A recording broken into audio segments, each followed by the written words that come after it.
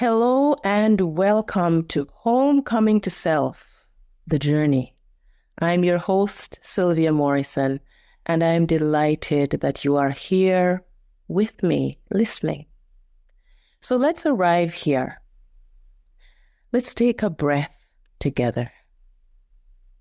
Let yourself arrive, not in your thoughts, but here in your body. If you can, just soften your shoulders, unclench your jaw, bring a smile to your face, and just be here. Be here with me for a moment. From inner calling to creativity to impact, let's just be here. I am delighted today to be bringing to you someone who has been, I'm calling her a rock star. She does call herself a rock star. But I have the pleasure of having the amazing Miriam Laundry as my guest today. And we'll talk about why I'm so excited about that. So Miriam is here, and I'm going to introduce her because she deserves to have a bio read. And then I will ask her to introduce herself in whatever way she chooses. So I'll read. Miriam Laundry is a best-selling children's book author, TEDx speaker, and founder and CEO of Miriam Laundry Publishing, where she has helped hundreds of aspiring authors bring their stories to life. Her empowering children's books have inspired young readers around the world, and her first book, I Can Believe in Myself, set a Guinness World Record in 2014. I told you she's a rock star. Through her publishing company, Miriam and her team have supported the creation of hundreds of best-selling children's books, helping authors share messages of confidence, courage, and possibility with the next generation. Passionate about helping others believe in themselves and pursue their purpose, Miriam's work continues to make meaningful impact in the lives of both children and authors alike. I'm one of those authors. Miriam, thank you so much for being here. Welcome. Thank you, Sylvia. You're so sweet. First of all, thank you for that introduction. And thank you for setting the space for myself and all of those that are listening to feel calm. I felt like I needed to close my eyes and really breathe through it. But that's just such a great way to start a podcast interview. Thank you. Thank you. I want myself to feel grounded, and I want you to feel grounded and spacious. And I also know that our listeners, somebody who is listening right now is probably rushing from something and on their way to something, and they're probably listening in the car. Yes, you're absolutely right. I've been listening. I listened to a couple of your podcasts. They weren't interviews, they were solos, and I was listening to them in the car from one place to another. So definitely keeps us grounded. Yeah. So I love that. What would you like to tell our listeners about you? I know I read the bio, but how would you introduce yourself? It's a good question. I mean, you said what I do as a profession. What I'd like your listeners to know is that I am a mom. I have 4 children and a granddaughter. And I feel like right now I'm in that, she calls me Mimi. I'm in my Mimi era, my grandmother era. I think that's what I would say. I mean, that's a big part of my life. And of course it is also on the publishing side. You said it, I love being able to help authors fulfill their dreams, because most of the authors that I work with have had this dream of being a children's book author for years, for decades. The very first author that I helped, Lori Parks is her name, her book was the first one that we published. She had had that dream for 50 years, since she was 9 years old. And at 59, she fulfilled that dream. And that's something that stays with me, because it's just so important what we do. And it's so important to grow into that person who publishes their book, right? So you got on a tangent there, but I love what I do. So that's a big, big part of my life. I love it. I love it. And I have to let our listeners know that I'm also one of those women who had the dream in my heart for over 40 years of writing a children's book. And I mean, there were times when I forgot it. I didn't remember that I had the dream. There were times it wasn't in my consciousness or my awareness at all. But when it finally emerged in a way where it was just there and I was conscious of it every week at least, and I started asking friends of mine who had written children's books, or somebody that lots of people who I know had written children's books, but nobody could actually tell me how to write a children's book in a way that I could understand it and feel confident to do it. Mm-hmm. And so when I met you, and online, yeah, and that was the first time I felt like I could do this. I could do this. And I had this nudge, like, don't second guess it. I just listened to what you said. I asked, how much is it? You said, and that was the closing day before you would then begin with that cohort of the mastermind. And I'm like, I don't have to ask too many questions. I'm just doing this. And I'm so, so, so glad I did. So yeah. And we're so glad you did. The world is better because you did, right? You have now published 2 books. You have 2 incredible books that children can learn from, can relate to wherever they are in the world. Like I love Grace's Lunch. Our editor often refers to that book as an example.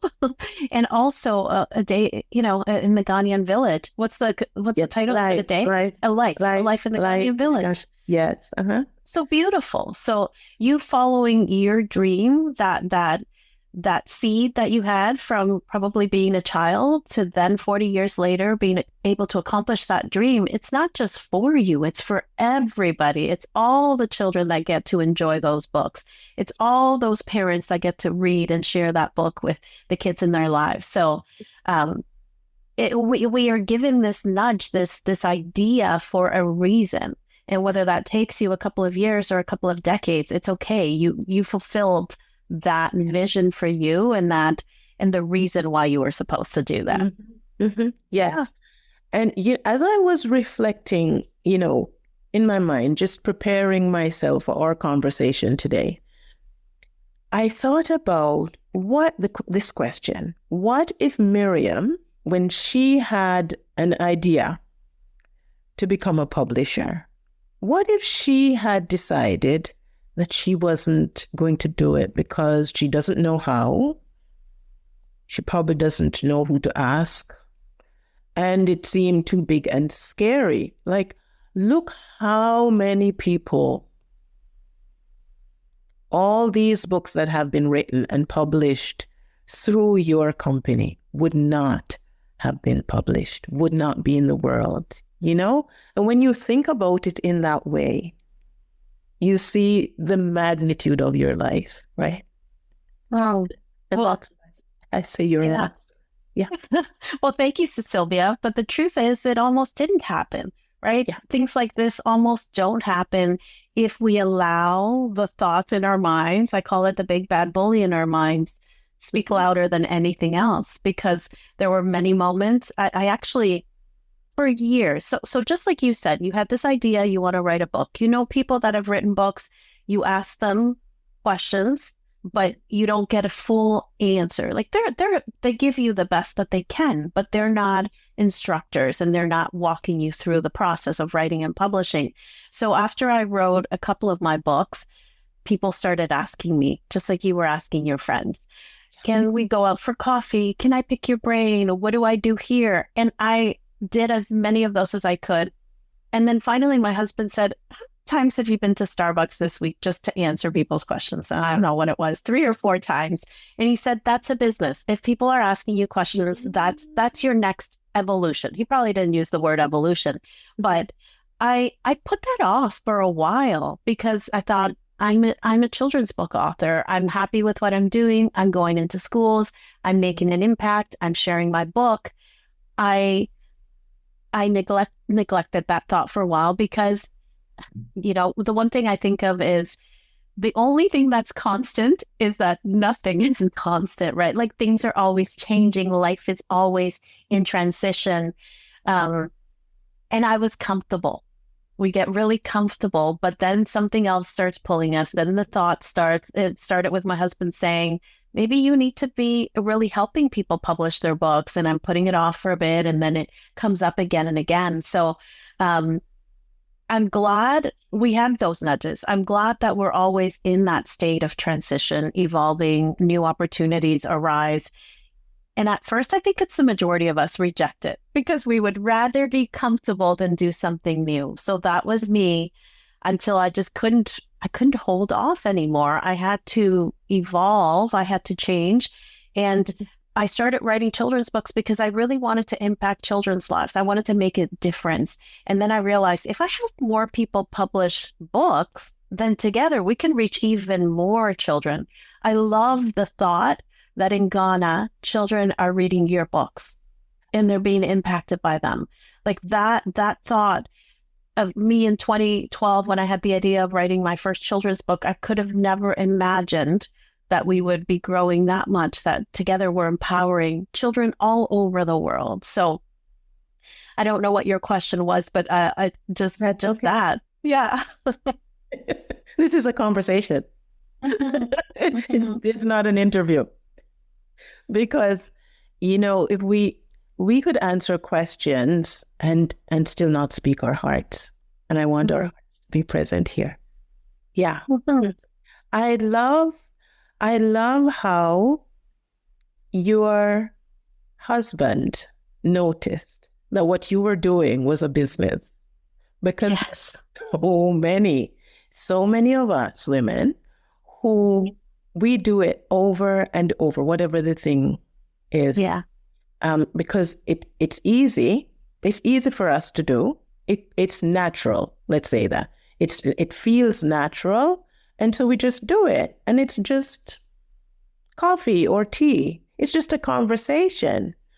And then somebody points out that this is more than a conversation. And then you start to realize, oh, it actually would help to expand my vision for what I want. Because you said you wanted to write books that would have these messages that would change lives, and you couldn't write them all. Yes. And at the time, you weren't thinking of getting some people together. No, I wasn't. And I think what really helped me is when I started realizing, so most of them were strangers that somebody had connected. Oh, I know this author. Let me introduce you to her. And I would pour out what I knew and get really invested in their story, whatever they were asking. And I never heard back from them. So I wouldn't, and I wondered, did he write that book? Did he publish that book? What happened? So when I started the publishing company, my biggest joy is seeing somebody go from the beginning to actually publishing their book.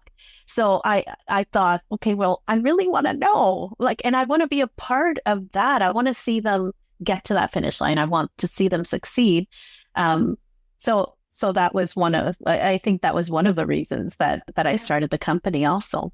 Mm-hmm. Yes. And you mentioned, that children are reading my books in Ghana. Children are also reading your books in Ghana. Yes, I love that. I love that. You were such an advocate for sharing the I Can books and your I Can club. I mean, yes. Yes.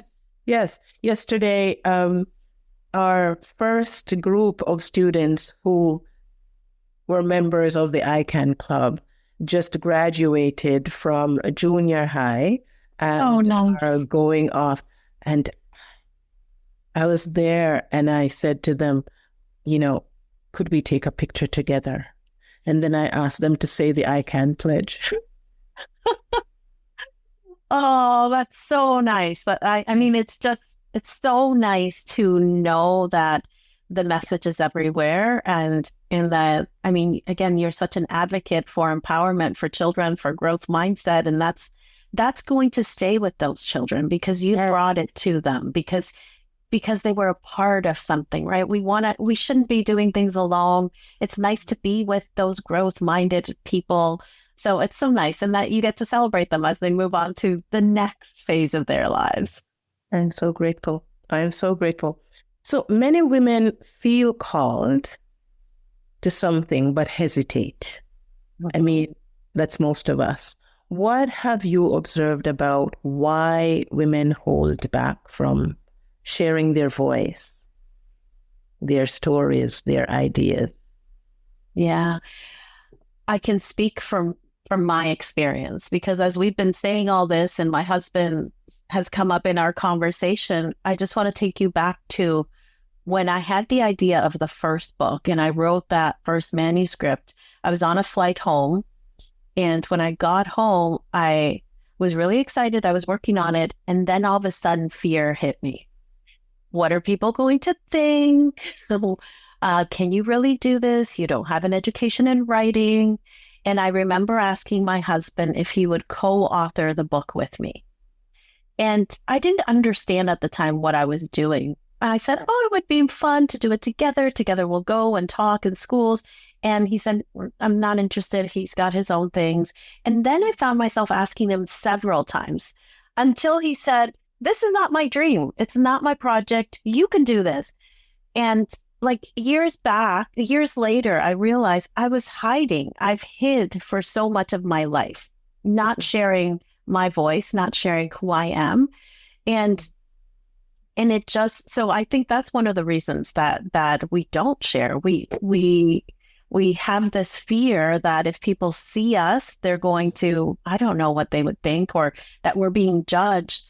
But years later, I realized that it's quite the opposite. When we start sharing our voice, when we start sharing our goals, our passion, our vision for what we want, we also give other people permission, other women permission to do the same.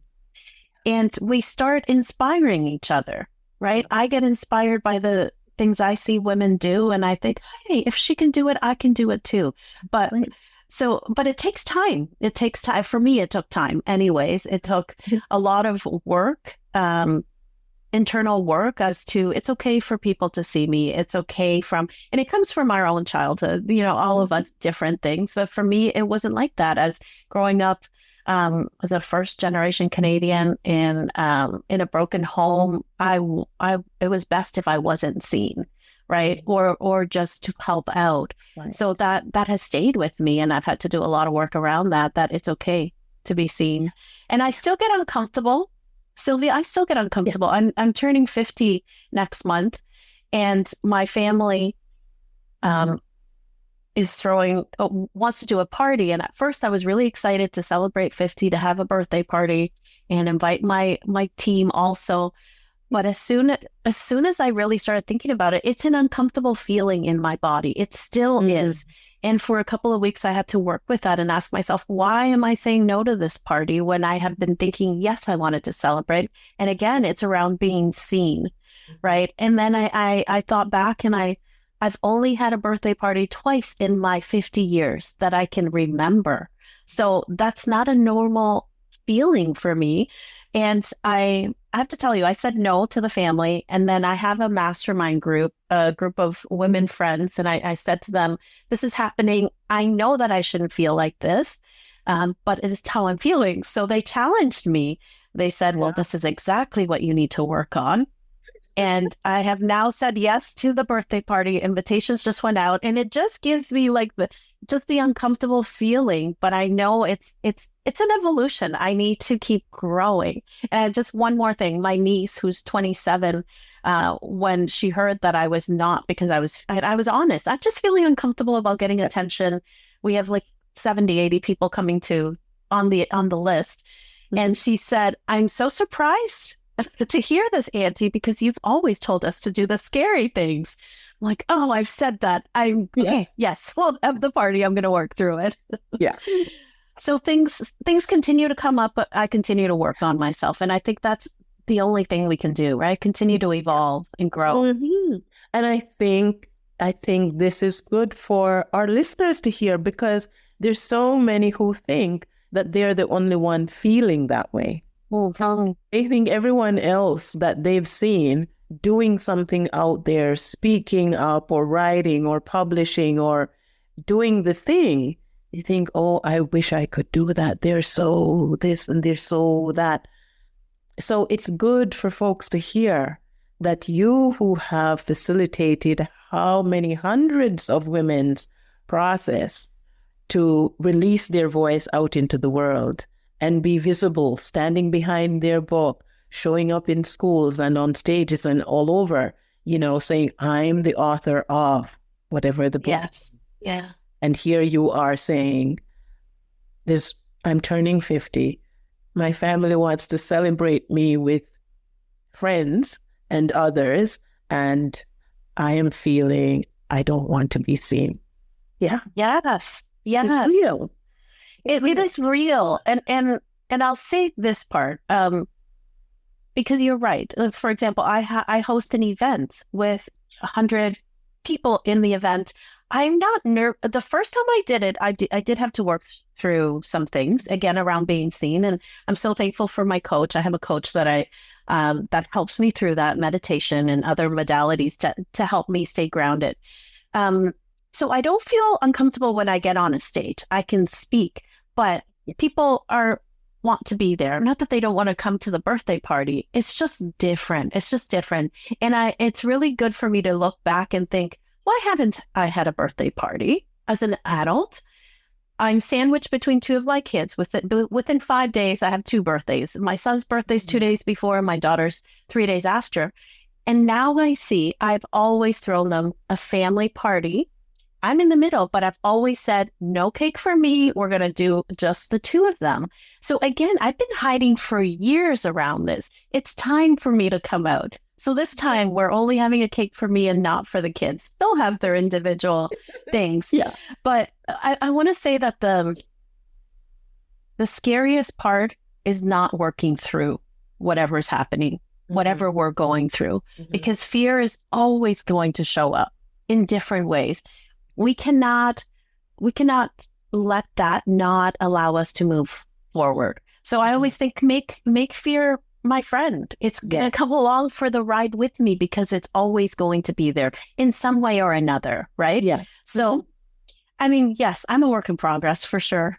Yeah, we all are. And yeah, I've often thought, and I've heard it said as well, if the thing doesn't scare you, if the idea or this desire doesn't scare me, it's because it's not big enough. Yeah, you're playing small. Exactly. Yeah. It's because I know how I can do it. Yeah. And if I already know how to do it, then I'm so comfortable, it's not going to stretch me. So there's nothing to be afraid of. I already know. But the truth is that is kind of boring. Yes. Yes. To do the thing that I know, I always know how it's going to work out, and I know exactly how to do it. Yeah. I heard this a while ago from a speaker. If we're not growing, we're dying. If we're not growing as people, we start dying. We're not expanding, and that's not a good thing. Then illnesses come in or mental health issues come in. We should always be striving to grow and challenge ourselves. It is scary, and it's easier to just stay where we are, but we're not really living our purpose if we stay where we are, because we're supposed to be growing. And if you're feeling like that, what helped me? And I always reflect on, okay, how I'm feeling, how I'm getting out of it. If I wasn't in that mastermind of women, and I openly shared this, and they encouraged me, and they said, by when? I would love to see that invitation. They live all over Canada. Most of them cannot come, but they're like, oh, if I could, I would, or maybe I'm going to change things. When can we see the invitation? If I wasn't in that environment, I probably, if it was just up to me, I probably would have just left it. But now I have a group of people, right, who are helping me, who are who are encouraging me. I think it's really important that we put ourselves in the right environment. Our environment, you've heard me say this, I believe, before, our environment is more powerful than our willpower, right? It shapes our thinking. Our environment shapes our habits. It changes, it ultimately gives us the results, right, that we want. So it's so important. It's so important. We've heard people say this. Jim Rohn says it would say it all the time. You've heard it many times. You're the average of the 5 people you hang out with. And I think nothing could be truer than that. Mm-hmm. So finding your community is important. And if they're not around you, find them elsewhere. Right now with WhatsApp, that's how we meet every 2 weeks. Right. We get on a Zoom call, but we are every day sending messages on WhatsApp. This group, we're 6 or 7 women. So it's just, and we're sharing the good, the bad, and the ugly, because that's what's happening in life. Yeah. Yeah. Supporting each other. Yeah. And talking about community, because, we could, there's so much that we can talk about. I want to touch on community. So for those, I don't think we've said this, Miriam, in her business as a publisher, the CEO of Miriam Laundry Publishing, also has a program called the Publishing Mastermind, which is a program that I enrolled in and wrote 2 books from. And something else that Miriam creates is an annual event that is called Believe Live. Yeah? You tell us about that, because I know that Believe Live is coming up soon this year, and I'd love for people to hear about it. I have been to 2 so far, and I'll be there this year, and I want others to hear because I want people to come. Yes. Well, I'm so glad to know that you're coming this year also. It would not be the same without you, Sylvia. So Believe is 2.5 days of just being in a room with community. What I like to work on a lot is mindset. I think we're always, like I said, evolving and growing. And my life has changed from attending in-person events. I attend as many as I can, because every time I leave inspired. I leave with new ideas. I'm working on myself. And then there's always a goal that I have that I'll go out and I'll achieve, because I've been in this bubble of goodness, of positivity, of anything is possible. So when I was thinking of hosting this event a couple of years ago when we started it, that's what I wanted. I wanted a place where our aspiring authors and our published authors could come and work on themselves and first believe in a community, find their community of other aspiring and children's book authors that they can relate to, that were going through similar things, that they could grow with. And then I wanted to, day one is all about clarity, believe in your vision. I think if we are clear on the things that we want, and it's really difficult to get clarity when we're home alone and the dishes need to be done and the laundry needs to be done and the list is so long and we're taking care of everybody else. I think that's really difficult. So it's important for us to step out of the everyday to give ourselves that chance, the opportunity to think. That's what it is. We all know what we want. But if we don't give ourselves the time, or somebody even asking you, one of the exercises I'm bringing back is, what do you want? Just to repeat a question. What do you want? What do you want? What do you want? And things will start coming out from each person, right? It's gaining clarity. Mm-hmm. So I focus on that, believing in your vision. And then on the last day, it's believing in your action. What are the things you're going to go home and do now to make it a reality? So Believe is for aspiring authors and published authors, people that are looking to grow. I think if you haven't achieved what you've wanted to in life, or if you haven't accomplished those goals, it's not that you need to know more things. It's that you need to really work on yourself, right? On the mindset that I can do it. Mm-hmm. It's not that we don't know how to write a children's book. It's that we don't believe that we can do it. That's right. That's Yeah. what it comes down to. Yeah. Because the knowledge is out there. You can find it anywhere. But first, it has to start with us. So I'm excited to bring Believe back. I'm glad you will be there. We shouldn't do things alone. And you mentioned the program Publishing Mastermind. That's the first program when I opened the publishing company I put together. And the idea there was it has to be around a mastermind. It has to be because we can grow alone, but it's just so much better and we get there faster and have more fun when we are doing it with other people. So I love masterminds. Obviously, I'm involved in several of them and I run that program like a mastermind. So Sylvia, so that program was a year. It's a year long. Yeah. Did you connect, or how helpful was it to connect with other authors in that mastermind? Oh, listen, I would show up at that mastermind each month and I would just listen to hear the questions that other people were asking, because they would ask the questions that I needed the answers for, honestly. During that time, especially the first book, I had no idea what questions I wanted to ask. And so I think the mastermind was extremely valuable for me. You're right. I didn't need to learn how to write a story. I knew that. But the whole process of putting a book together, getting the story out into a book, getting it out into the world, and I have no idea what other people are thinking. And I don't even know what to think, what to ask. But because I was there with others who had questions, and I'm sure for many of them, like me, they're also thinking, I don't know what to ask. So they just asked the question that felt like the nonsense question. Yes. And I'm there feeling like that question was gold.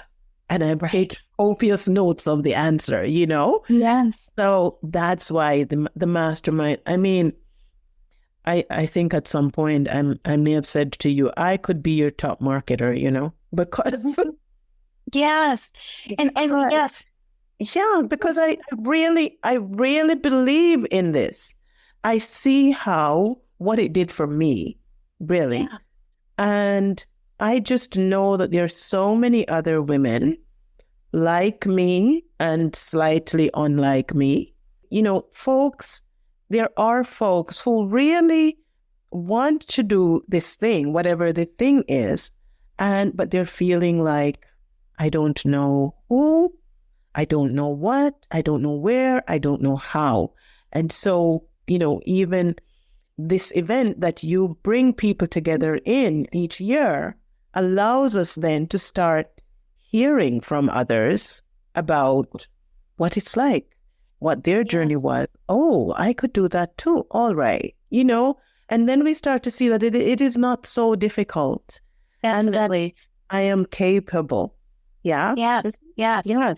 And it goes back to your environment. Surrounding ourselves with other people who are also going for it is so important. We find inspiration, right? If they can do it, if she can do it, I can do it too. I think it's just the key to everything. And, whether you want to write a children's book or not, you can incorporate that into any part of your life.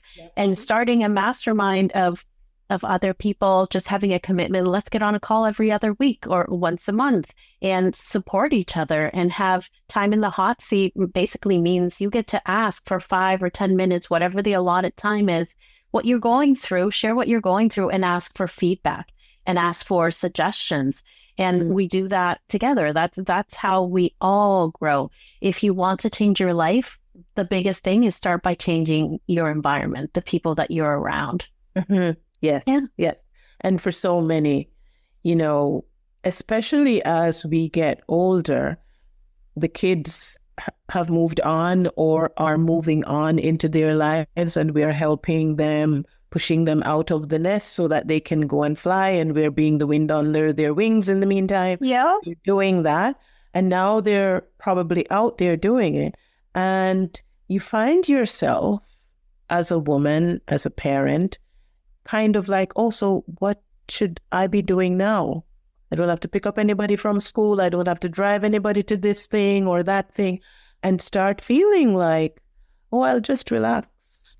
And after a while, you don't want to be out with anybody. You just notice, and the loneliness begins to kick in, and you begin to feel more and more like, I don't really want to be with people. And it is not true that you don't want to be with people. You do want to be with people. You might not want to be with so many people, and you're also more selective of the people you are. Yes. But we want to be with people.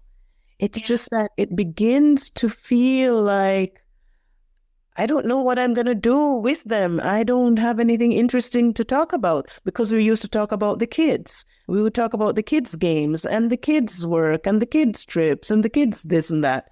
And now, especially kids are adults or young adults, they say, don't tell my business to other people. True. True. And we had left ourselves somewhere, so we don't even know what to say about ourselves. Right? So I'd love to encourage women to come out to this event. When is it happening, Miriam? It's happening August 26th and 27th. It's in Niagara Falls, Canada. So if you don't live in the area, I'll tell you that most people are flying in for it. Give yourself an extra day before or after the event and go see Niagara Falls. It is beautiful here in August. Yes. And it's also, whenever I go to events, I give myself an extra day of just more alone time to really process what I just learned and to incorporate some of the things and have a little bit of a plan before I go back to home and the busyness and everybody that needs something from you. So it's just really about giving ourselves time to think and time to work on ourselves. Yes. And just be with others and in the environment and creating new relationships. Yes. Also. Yeah. So tell me, when you think about your own journey, to where you are now, and the journey continues, the growing continues, right? It's a journey. And this podcast is about homecoming to self, the journey. What would you, and in my own work with women, I work with women through the Soul Aligned Life framework, which helps women to reconnect, then realign, and then rise into their purpose. And so the question for you is, what part of yourself have you had to come home to most deeply, like very aligned with your what feels like your purpose, your heart, your calling? What part of yourself you had to come home to? Yeah, I've shared a little bit about that already. I had to come home to the part where I've wanted to do things. I've wanted more. Since a young age, I have always thought about having a business. So the entrepreneur spirit has been in me for, I remember being, my grandmother had a little store, and I lived in Bolivia. My family's from Bolivia, South America. And I remember wanting to go to her store and just help her and just to see how she ran her little store. I remember being a child now in Canada and putting the cutlery away and pretending it was a cash register when I'm putting the forks and the spoons. And I've never shared this, but I've always had that entrepreneurial spirit. And I hid that for a long time. Again, I hid behind my husband. I thought he was the entrepreneur with the ideas. I'd bring the ideas and say, let's go do that. But it's because I was hiding. I had to be honest with myself. And I'm glad he challenged me and say, I don't want to write that book. I don't want to co-author. This is your idea. You can go do it. Yeah. So I had to come to terms with that. If the thoughts are not leaving my mind, it's because this is my passion. This is my purpose. This is what I'm supposed to do. And that evolved into, I had a business before before I started even writing children's books, but that evolved. And it also depends on what phase of life I was in. I was also, when my kids were very young, having 4 children, I wanted to be with them. So I found work where I could be with them and then also have a business. Then when I started writing, I would only book myself to do school presentations when they were at school.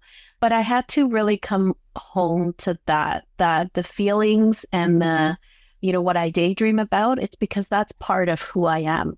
And with that, I can help people. That's when the children's book started. I had never thought about writing a children's book before an event happened. And, Sylvia, that we lost our niece to suicide when she was 17. And that's what gave me the idea to write for children, because I really wanted to impact children when they were young, before they got older, before they had once we have made a decision of who we are, it's really hard to change that. And I heard a statistic that by the age of 8 or 9, children, by that time, they already have this mindset of, I am smart or I'm not, I am good at sports or I'm not, I'm good looking or not. So they've made their minds about who they are. So I wanted to get to children before that age. This is why I write children's picture books for 4 to 8-year-olds. Yeah. So that's what I had to come home to, that the feelings I have, the thoughts that I have, those are mine. And I have to go out and share in whatever way it comes up for me or for you. Mm-hmm. Yes. Yeah, I love that. As we bring this to a close, if you could leave women listening with one gentle truth about trusting themselves, their voice, what would it be? What would that truth be that you want to leave women with? The truth is that you are capable of all those ideas that you have. You truly are. You truly are. You were made for this. You were given those thoughts, those ideas for a reason. And now it's our responsibility is to go out and live that life that you've imagined for yourself. And you can do it. Absolutely. You can do it. Yes, I can make a difference. Yes, for sure. Yeah, yes. Yeah. Thank you so much. Thank you. So friends, there's something I want you to notice. Nothing about Miriam's journey required perfection. There wasn't full clarity. There wasn't certainty. There was willingness to listen, willingness to trust, and to take one step at a time. And so I'm offering you this gentle truth that just because you don't see the full path doesn't mean that you're not being called. Miriam, I want to thank you. Thank you so much for being here. It has been my delight. I was looking forward to this interview, for this conversation for so long. And when I started the podcast, I decided Miriam has to be, I just knew it would have to happen. Oh, I'm glad. I'm so one of my guests. Yes. So thank you so much for being. This has been a delight. Thank you for inviting me, Sylvia. Thank you. Yeah. Friends, our conversation was not about how to publish a book.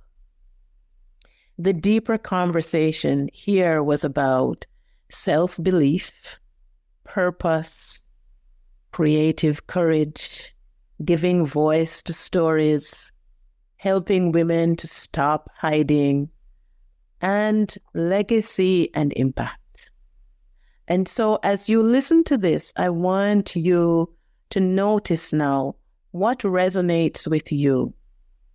What in this conversation sounds like you, part of your story.